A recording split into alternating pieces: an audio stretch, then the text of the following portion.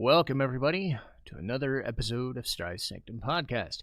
My name is Citizen Strife, and this week, probably going to be a bit of a shorter review of an anime that I saw a couple of months back for the winter season, that being In the Clear Moonlit Dusk. So, as the last couple of years have gone around, I've been doing the weekly or bi-weekly rundowns of shows as I've been watching a lot of stuff seasonally instead of just bit by bit the backlog. And there's always several that, even amongst the ones that I watch, end up being the ones that I resonate with, talk about, fawn over, and I always kind of go back and wait on them and kind of do a retrospective. I think I've done them with like Zenshu, Kowloon Generic Romance, seasons of like Freerun, or maybe something else like that. You know, the ones that really struck out as, or stuck out as the biggest ones of the biggest ones, if there's something worth talking about. Like, I remember with You in the Rain, I don't know if I'm going to need to do a review on that because there's honestly not much going on with that one, because it's about a woman and her dog. You know, and even as I was recapping it bi-weekly, I was like, it's about a woman and her new dog, Tanuki raccoon thing, and they just do stuff. You know, it's fun, but like it's hardly review worthy. So, you know, you need some sort of story or you need some sort of backing, and that one really doesn't. This one, you know, from a season later or so, this at least has a little bit more meat on the bones. Even if I'm not going to do a whole bunch of detail on it, it's still, I found it fascinating because it was kind of like neck and neck with several other romances that were going on at the time. Like a season before, there was With You, Our Love Will Make It Through, about this girl and this demi-beast person, right?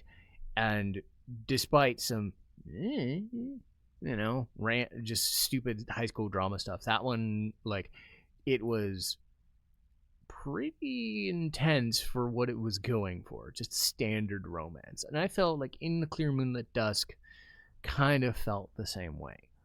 And part of the reason that I was enjoying it was because they were deep diving into two characters. And you had, you know, 5 or 6 other ones, but realistically nobody else mattered a whole bunch. So you had to make sure that these two characters interacted a lot. You had to make sure they interacted well, and you had to make sure that the drama stuff that they were going through made sense. And I'd say by and large, their chemistry worked where some others might have faltered if they focused solely on them. Because this show was very dry, very slow, but I found myself absorbed in the goings-on of the two people because of their interactions were vastly different than what I was going to imagine. They were not trying to play really stupid. They were not trying to play coy. They were just, I don't know if mature is the best way to put it, but like, there was nothing gross. There was nothing like obscene. It was just two people dealing with their emotions in weird ways. Now, that's not to say the show is perfect, and for one reason or another, like specifically final episode syndrome or final 2 episode syndrome, they came up with stupid forced drama, but whatever, I'll get over that. It won't take that long. So this one might be a shorter review, but essentially you have Yoi Takiguchi, voiced by Michelle Rojas. She's working at her dad's restaurant part-time. She's a high school student. She does pretty dang well, but she's also just not trying to get popular and whatever. She just exists in this weird bubble that everybody just thinks she exists in. And that's part of her charm, is that she is known as a prince. She has, honestly, like, I wouldn't call it boyish figure or boyish hair, but for some reason, a lot of girls do. in the show, and even some guys think she's a boy. And one of the things that struck out to her when she met Kohaku Ichimura, who's voiced by Joshua Winters, who later on is Keyfree in Witch Hat Atelier, Kohaku's whole thing, or Ichimura's whole thing, is I knew a girl run away. And she's taken aback by that. And she's taken aback by the fact that he's almost stalkerish. And he doesn't really realize it. Like, it's uncomfortable at first, but I think you get over that pretty quickly because she has this thing where she's put on this pedestal and she doesn't really know it. She thinks of herself as average. You know, I mean, she's tall and she's a boyish looking person. I never really saw it that way. I mean, much like with Our Love Will Make It Through, this focuses a lot on faces and just seeing like the reactions of the faces and then the internal monologues and struggles and then following the words of what the characters are saying. So Yoi's in her head quite a bit, and that's where the internal drama is. She's never been just told, you look like a girl. I know you look like a girl. That's what I first saw you as. And it's like, okay, she's taken aback by that. She's also taken aback by the fact that this guy constantly waves at her or finds her in the hallway or does weird things, and it just becomes weird. But they slowly kind of understand that, yeah, it's a weird dynamic at first, not helped by Kohaku basically saying, I like you because you look good, you know, or I like you because your eyes are good. And, you know, to be fair, like, that's one of the first things you would mention about somebody if you really liked how they looked.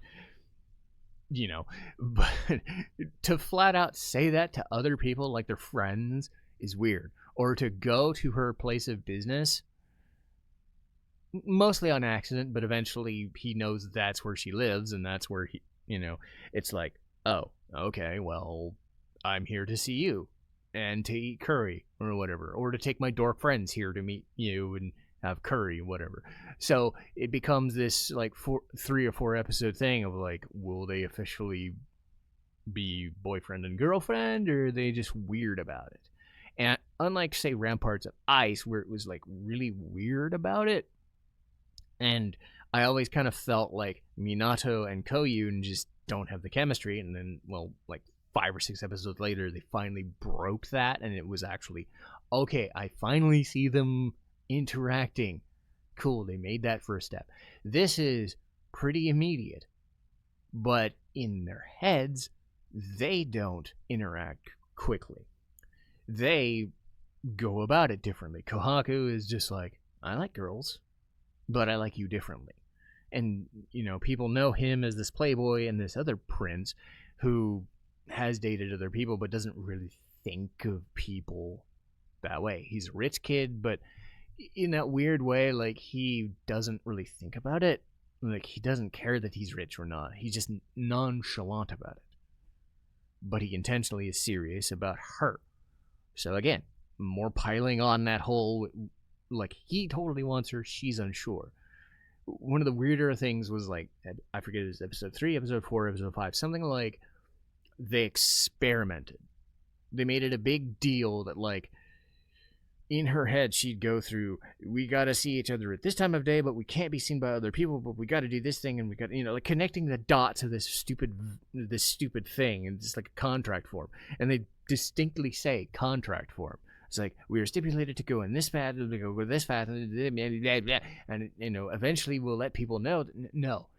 And it just devolves into, no. We both like each other, and we're unsure about it.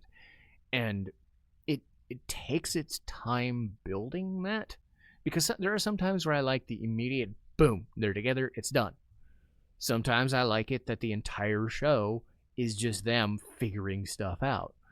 This one's kind of in the middle, where they find out they like each other, they go about it for a little while, and then it peels back, and this is where the problem I find. They end up together anyway, obviously, because they're the only two in the goddamn show mean anything, so of course they do. But what annoys me is, like, they kind of fall for each other twice. Once in a normal way, once in a breakup kind of way. And it's really stupid, to be honest with you. Because I was worried. I was worried that they would do forced drama bullshit, and it took the form of exactly what I figured it would. A guy comes in midway through the show and gets hired on as extra help in the restaurant. And he thinks, like, the world of... He gets a crush on Yoi, because of course he does. And it's fine because he thinks of her as a colleague and then is infatuated, both. Like, okay, I see that. But you've already established that the other two are the main characters. They're already in a relationship. You don't need to fuck with this. I don't like when people force relationships later in shows when they're already in a relationship. It just seems like there's no point. I think I forget where I made this point, but I remember a couple of different shows doing this sort of thing, and I have different responses for how this works. I don't like it when a show has already established, okay, these people are already dating, this third person is swooping in and doing the thing, and it's really kind of like Momoka in Ramparts of Ice. They've established her really fucking late, and they're really trying to make her a romantic rival, and it doesn't seem like it makes any sense because Minato and Koyun already like each other, so it's like, why the fuck are you doing this now? This is one of those situations. I'm okay with it when you've established two different relationships and none of them have really gone anywhere. Like, even if you have a main person in mind, if somebody's, like, not already in a relationship or was in a relationship but they broke it off or whatever, and then you pursue them, fair game. That's perfectly fine. Go down that path and see what happens. And if the old relationship falls in, that's great. What this show does, and what frustrates me, is, like, you've spent 10 episodes basically saying, okay, these two are made for each other, just get to the ending, right? That's fine. No, at the final episode or the final cliffhanger, they basically say this guy admits that he likes Yoi, throws her in a tizzy. Then he meets up with Kohaku, who has, I don't even know if they're ex-girlfriend or just, I met you and whatever, and I don't like you that way, and it's fine, but you think I'm fooling around with you behind your back. No, you're friends. You can be platonic friends with girls. I know it's a weird concept, but you can be. It's hard, but ask him? It's dumb. I just find it stupid. And then the next cliffhanger in the final episode is just them bitching at each other, Yoi and Kohaku, about, well, I saw you with a girl, but then I saw you with a guy, and it feels weird. I'm like, just mention it, And they just putz around for half an episode, and then they just do something really silly and whatever, and it's like, okay. The resolution, though, is kind of goofy. Like, Kohaku, who knows that Yoi likes sweet things, so he just takes her to a restaurant. No, he just buys her. He takes her to sweet shops every time, but because he did that in, like, episode 5 or 6, he remembered to do that and just bought her, like, think of the boxes I buy, or the boxes. Think about buying 15 of those. And just saying, here you go. He's, like, so stupid, he just buys her fucking candy.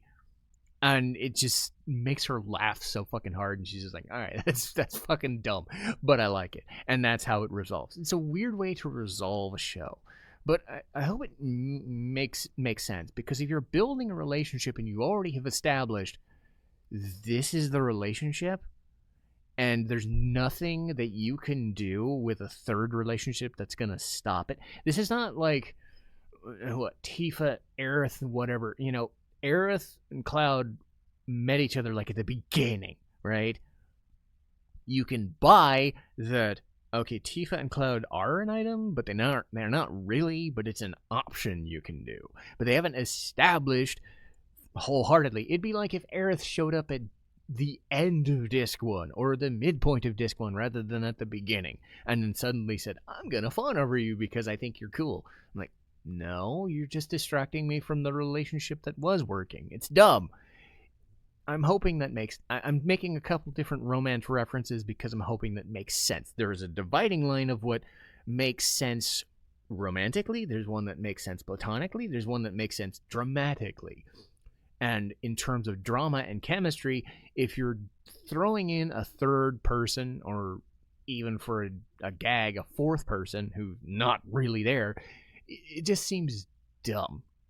Like, it just seems like forced drama for the sake of forced drama, and it's the one drawback of the show that was going along swimmingly. I mean, yes, you did need some issues because it seemed too perfect, but you could see that forced drama coming like 4 episodes before then.